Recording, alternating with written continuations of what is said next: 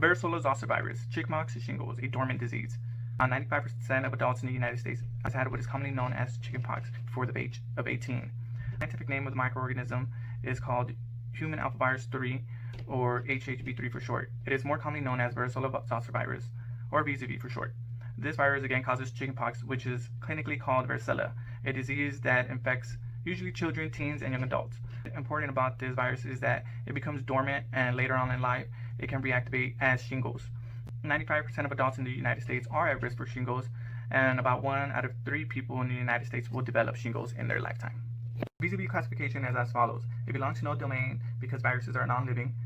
It belongs to the realm Diplodenavira, the kingdom Hongongavira, phylum Papilloviracata, class Herbivoricides, order Herpes viralis, family Herpes viridae, genus Varicella virus, and species human alphavirus. Human alphavirus 3 is the name given by the International Committee of Taxonomy of Viruses based on the genetic structure in order to facilitate development of diagnostic tests, vaccines, and medicines. It was first sequenced in 1986. The first documentation of the virus is credited to Giovanni Filippo, 1500s, who named it Varicella virus. In the 1600s, Richard Morden, an English physician, described the disease as a mild form of smallpox, thus giving it the name chickenpox. And later in 1767, William Herndon, a physician, was able to demonstrate that chickenpox was an entirely different disease from smallpox. The earliest report of rashes caused by herpes simplex and zoster date back to ancient civilizations. VZV is a member of the genus Varicella virus and subfamily alpha herpes virus, which include other herpes viruses such as herpes simplex virus 1 and 2, all of which exhibit the same short replication cycles and become latent in sensory ganglia. Simian varicella virus is the most closely related to VZV. SVV causes varicella-like illness in old world monkeys and also established latency in and spontaneously reactivate. VZV originated in Africa and spread worldwide within human hosts about 110,000 years ago.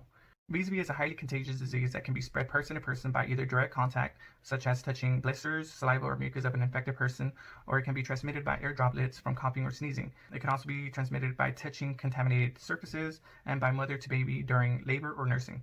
It is self-diagnosable because it causes an itchy rash with small fluid-filled blisters that appear 10 to 21 days after exposure and can last for 5 to 10 days.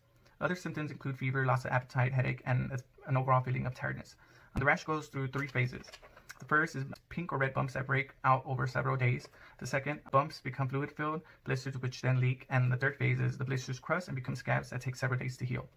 The disease can be spread 48 hours before the rash appears and remains contagious until all blisters have crusted over. Chickenpox is a self-limited infection with treatment being supportive care to manage symptoms such as fever and itching with the use of antihistamines and acetaminophen. Worldwide, in 2013, there were 140 million cases of chickenpox and herpes zoster, making it an endemic disease because it occurs at a constant but relatively high rate in a particular population. Since immunizations, the number of infections in the U.S. has dropped nearly 90%. This still raises concerns because although the cases of chickenpox has fallen drastically, many adults 18 years and older have had the chickenpox because the vaccine was not available in the United States before 1995, even though the vaccine was developed in Japan in the 1970s. VZV has a lipid-rich envelope that is acquired from cellular membranes. Within this envelope is an icosahedral nucleocapsid that contains the linear double-stranded DNA genome. VZV initiates primary infection by upper respiratory mucosal inoculation, where the virus enters host cells through direct fission to the membrane or endocytosis. VZV glycoprotein spikes B, H, and L function as core fusion complex infecting epithelial tissues primarily, and then CD4 and CD8 T cells provide a mechanism for viral transportation from initial sites of the infection to the skin. After primary infection, the virus remains latent in the dorsal root ganglia, which can then reactivate to become shingles or herpes zoster, the clinical name for shingles. In the popular article that I chose, A Patient's Guide to Shingles by Lisa Esposito, it states that VZV remains dormant around groups of nerve cells and that latent VZV can reactivate many years later as shingles. The article notes that shingles is not an adult version of chickenpox, but a whole different disease which first appears as skin rash that is usually one-sided, confined to either the left or right upper torso. These symptoms include skin burning, sensitivity to touch, chills, and fever. Shingles can also impact your brain and spinal nerves, causing muscular paralysis, compromising limb strength and function. Another complication is postherpetic neuralgia, which consists of severe pain that can linger for years after recovering from shingles. Antiviral drugs can treat shingles in its early stages in order to reduce complication. Prevention is also possible with a shingles vaccine available for healthy adults over 50. What I found interesting about this popular article was that it mentioned that some cases of shingles can reactivate without a rash. In search for Varicella Zoster Virus DNA in saliva of healthy individuals aged 20 through 59 years, a peer-reviewed journal article by Marius Barella, Randall J. Kors, Nathan Voss, Satish K.